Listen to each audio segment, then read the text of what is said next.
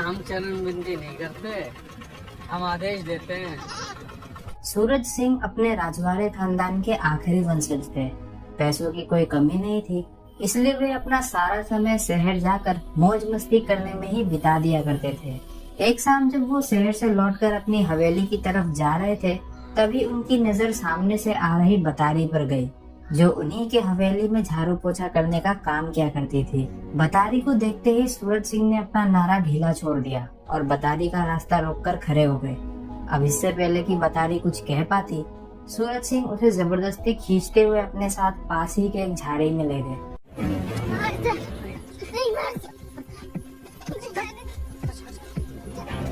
देर रात जब सूरज सिंह अपनी हवेली में पहुंचे तो देखा कि उनकी बीवी दिव्यानी घोड़े बेचकर सो रही थी। दरअसल कुछ वर्षों पहले जब सूरज सिंह अपनी आग बुझाने जीबी रोड गए थे, तब वहां उनकी मुलाकात कोठे में काम कर रही दिव्यानी से हुई थी।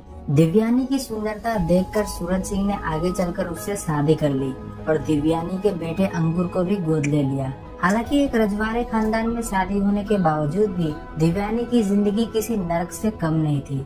सूरज सिंह हर दूसरे तीसरे दिन दिव्यानी को उसके बीते कल के बारे में याद दिलाकर उसे अपमानित करने में लगे रहते थे। इन्हीं सब बातों से तंग आकर दिव्यानी ने अपने बेटे अंकुर को पढ़ाई के बहाने इंग्लैंड भेजने की पूरी तैयारी कर ली थी, ताकि अंकुर इस खोखले रजवाड़े खानदान से निकलकर आगे कुछ कर सके। पर अंकुर अपनी मां को अकेले छोड़कर इंग्लैंड नहीं जाना चाहता था। इस पर दिव्यानी ने अंकुर को यह कहकर मना लिया कि जब अंकुर इंग्लैंड में सेटल हो जाएगा तब वो भी उसके साथ वहां जाकर रहने लगेगी। हालांकि इधर सूरज सिंह अंकुर को इंग्लैंड भेजने के सख्त खिलाफ थे।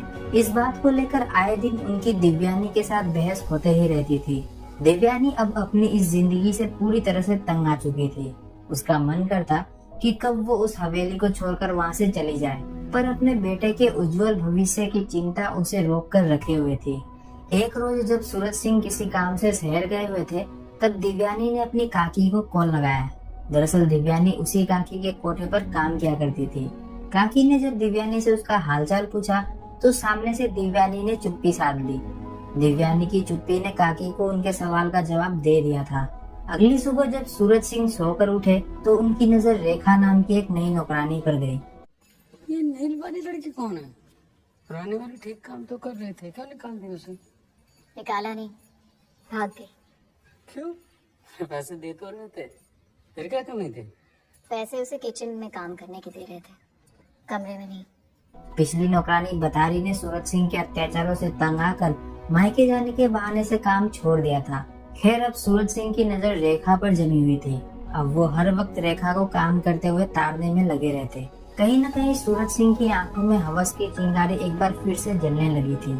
इधर रेखा एक बहुत ही भोली भाली लड़की थी।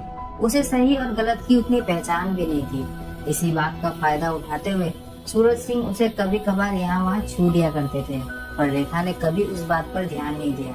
एक शाम सूरज सिंह ने रेखा को पैर दबाने के बहाने से अपने पास बुलाया और उसे अपनी चिकनी चुपड़ी बातों में फंसाना शुरू किया।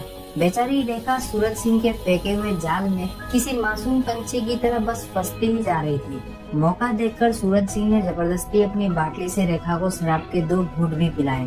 अब कुछ ही देर में रेखा ने अपना होशो हवास खो दिया।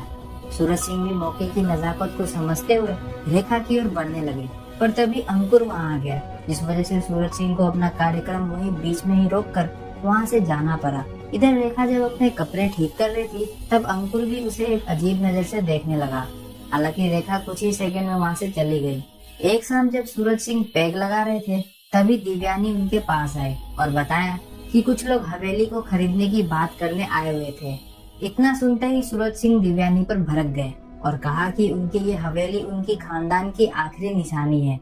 उस हवेली को बेचकर वो उसे किसी होटल में तब्दील नहीं करना चाहते। दूसरी तरफ सूरज सिंह किसी सरकारी टेंडर को हासिल करने में लगे हुए थे, जिस वजह से वो हर रोज कलेक्टर से मिलने शहर जाते रहते।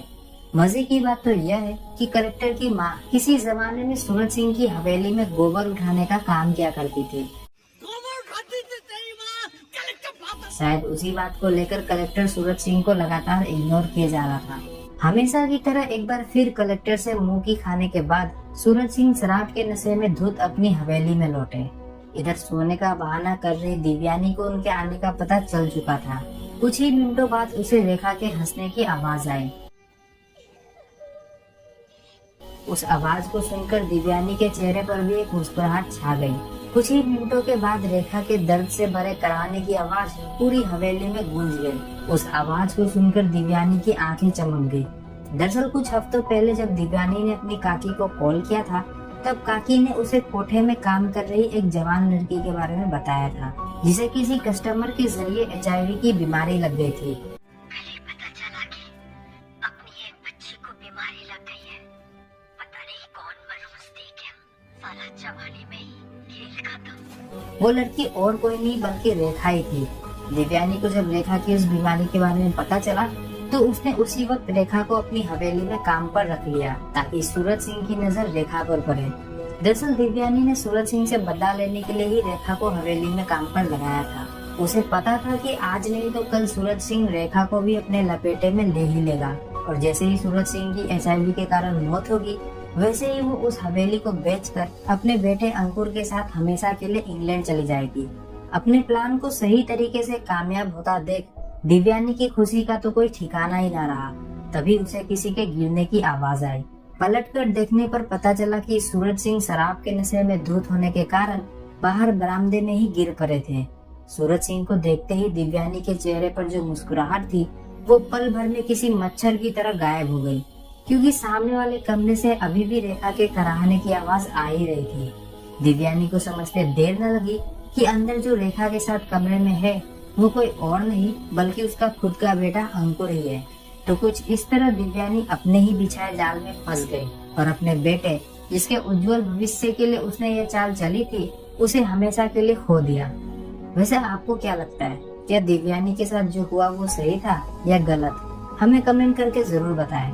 साथ ही साथ इस सीरीज में 3 और कहानियां मौजूद है, जिनमें से एक को तो हमने 1 साल पहले ही एक्सप्लेन कर दिया था। क्या आप बाकी के बचे दोनों कहानियों का एक्सप्लेनेशन देखना पसंद करेंगे? कमेंट करके जरूर बताएं और हमारे चैनल के बाकी वीडियोस को भी एक बार जरूर से चेकआउट करें।